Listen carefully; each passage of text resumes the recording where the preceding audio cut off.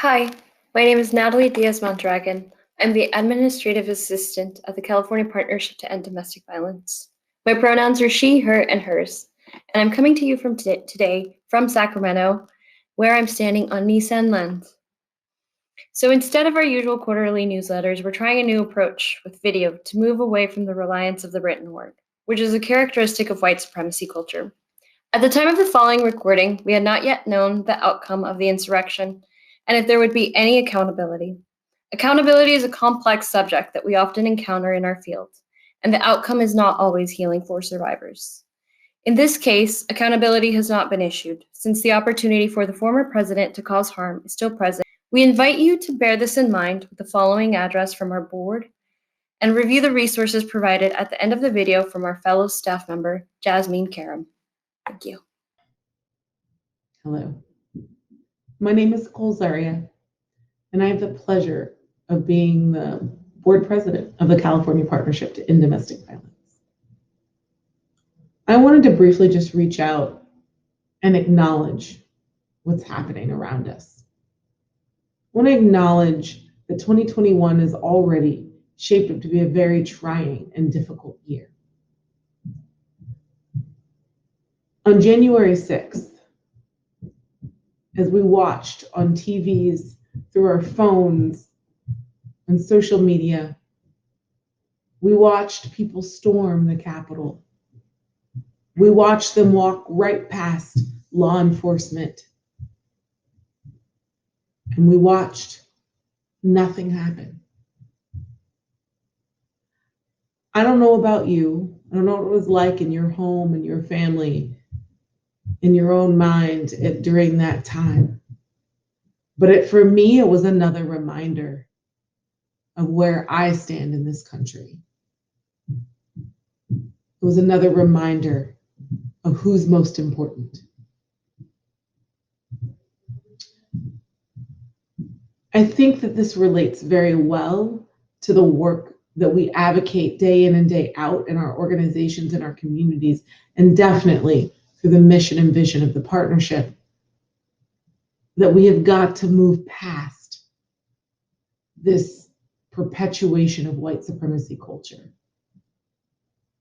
It was a reminder that even though a new leadership in Washington was coming into office, and even though we were able to witness some very firsts, first female, first BIPOC vice president, we had a lot of work to do. Our country is extremely divided. Our communities are sometimes torn apart. For me, this all comes down to equity. Equity in our work, really living the values that we aspire. And the work of the partnership does that every single day. I'm very, very proud to be in this position. I'm very, very honored and humbled by the work every day that your organizations and the staff at the partnership do. I know that if we keep equity center, if we center survivors' voices, if we ensure that the folks at the margin actually land in the center of our processes, our practices, our structures, our laws,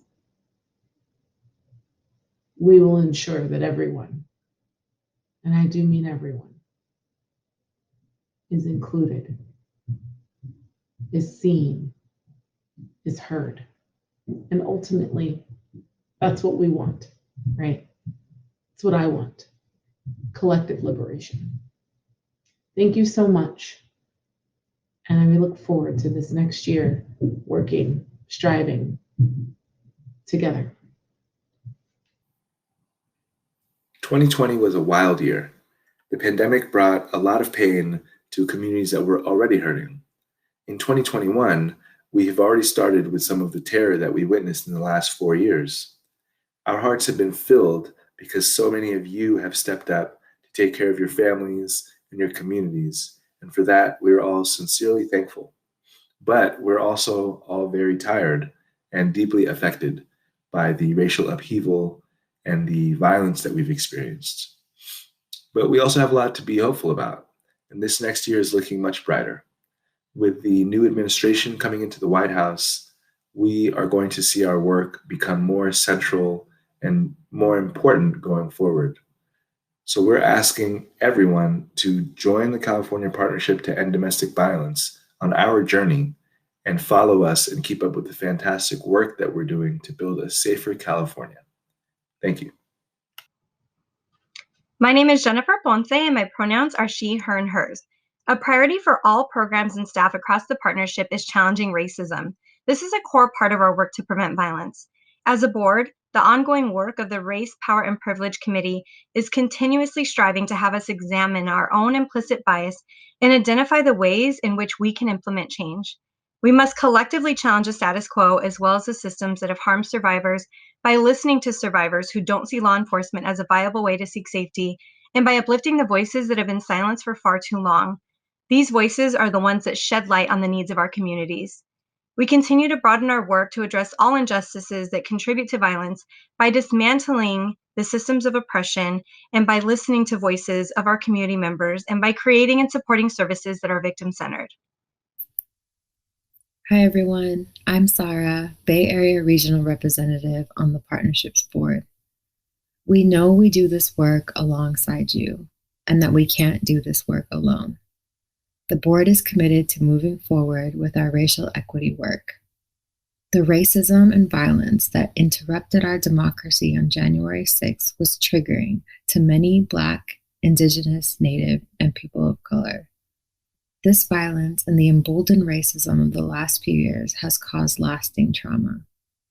This last year in particular has been an important time for us to lean on one another and understand that business cannot continue as normal. The effects of the violence and blatant discrimination has caused pain and harm to our communities. How are we creating space for BIPOC folks to share their stories and experiences? How are the needs of our communities being reflected in the calls to action and in the long-term social change we are committed to in our anti-violence efforts? The partnership has resources to support you at this moment and for the long haul. We look ahead by naming and being accountable to those who have been excluded in our movement, and that is how our value of equity must show up. Me and my fellow partnership board members see promise in the work that stretches beyond our comfort levels to create truly inclusive communities throughout the state. We will strive to make equity the heart of our work, and most importantly, we understand the importance of continued learning, and we're here to listen, learn, and lift up liberatory practices and policies for survivors and all of those in our community. We're in this together alongside you. Hi, my name is Jasmine Karam, and I'm one of the capacity building coordinators at the partnership. I have the privilege of supporting the Bay Area North and South regions. I am recording this video on the Miwok land here in Sacramento. As Sarah mentioned, we are making resources available to continue practicing anti-racism in our ongoing work. In this email, there will be a link to a resource guide with some of our staff's go-to resources. For example, having difficult conversations, whether that be amongst your team or with children. We invite you all to add to this guide because all of the voices in this movement need to be heard.